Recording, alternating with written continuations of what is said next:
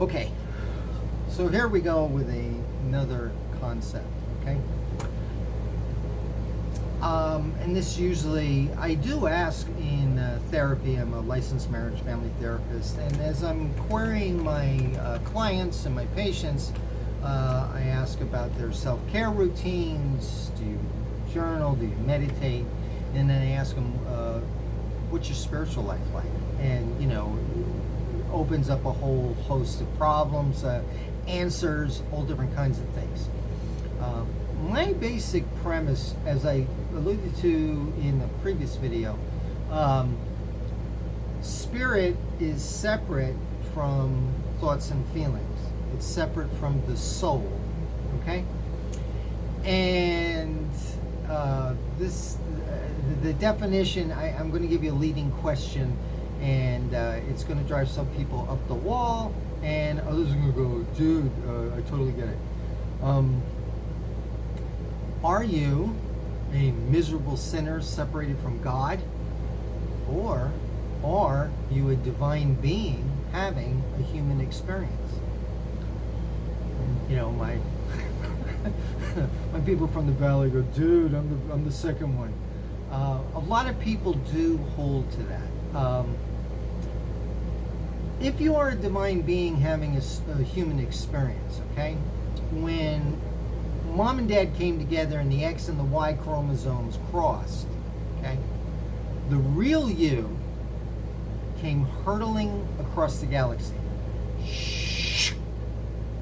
and landed in mommy's womb. Now the programming began, okay? You're going to get genetic programming, DNA from mom and dad, okay? If mom had a propensity to being very anxious, she's going to have high levels of cortisol in her body, and guess what? The fetus is going to pick that up too, okay?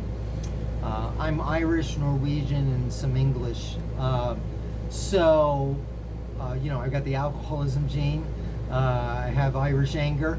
You know, I've got all of those things that go along in it. So we have genetic programming, and then we have the way that we were raised in our home. If it was an abusive home, that's going to be programming. If it was a friendly, loving home, if you were picked on in school, I'm from New York, so there's a whole nother thing for being from New York, and then people from California are different from people in the Midwest, and people are different. All of these differences, though, in the personalities are essentially programming. Okay? Thoughts and feelings are programming. In cognitive behavioral therapy, they have the concept of the schema. And then in Jungian psychology, that's Carl Jung to my back over there. In Jungian psychology, they call them complexes. Okay? And it's the way that you look at the world.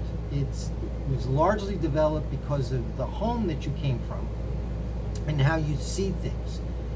Whether we like it or not, when we're a little kid, mom and dad are like God to us. They give us life, they feed us, they protect us, okay?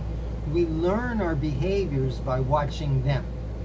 If the whole family is going on a vacation and we went to the ticket counter and the ticket agent lost our tickets or misplaced something and dad loses it, and I'm a youngster and I'm watching, oh, that's how you treat people when things aren't going right. You yell and scream. Okay? If dad was threatened with a layoff and came home and said, you know, they were laying off people at work, and mom started to weird out, like the comedians say, oh, we're going to lose the house, right? And the anxiety level goes up. Okay? We're going to pick that up from them. Okay? So we learn our behaviors from mom and dad. When a child is 3 and you offer them a nickel and a dime, when they're 3 years old, the child will choose the nickel because it's bigger. Right? When a child gets to be about 5 or 6, they're going to choose the dime. At that point, they've learned that the dime is worth more. We're the only animals that do that. Okay? This is what distinguishes us from the other primates. Okay? That capacity allows us to have coined money and value systems. Okay? This is one of the things that makes us uniquely human. And it's like so many things, it's a double-edged sword. It cuts this way really well because now we can have value to our assessments.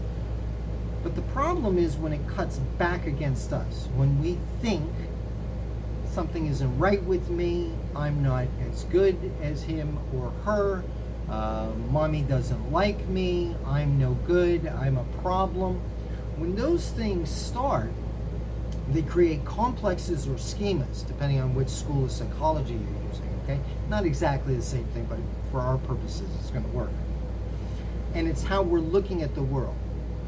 Now, that's all programming. It's not who you are. It's the way you were raised. The real you, spirit, is separate from thoughts and feelings. You're encased in matter. Madame Blavatsky said that light is trapped in matter, and some of the esoteric and Gnostic schools mystery schools of magic would hold that. And as I've gotten older, I start to agree with that. Okay, and I see that with my clients is that we're very much like a tree that's been bound so that the branch grows a certain way. Okay, one of our jobs is to loosen those things that bind us and allow ourselves to get to the next level. Okay, so the meditative techniques that I've been teaching, the breathing techniques, the concept of soul and spirit, those are conducive because it lets us step out of being in the cave. We'll get to that in another one. That's another Plato thing. But we can step out of it and see it as programming. On a Windows computer, if you hit Control-Alt-Delete, there's a little box that shows up called the Task Manager. And the Task Manager will tell you what programs are ready. Well, you may have the mommy program, you may have the daddy program, you may have the brother program, the I'm no good program. And one of our jobs to get over this thing called life is to get rid of the programs that's running. Some of us never get through it, okay? And that's one of the premises that I want to get to in this discussion, okay? So that'll be all for now. I think we've done almost 8 minutes. Bye.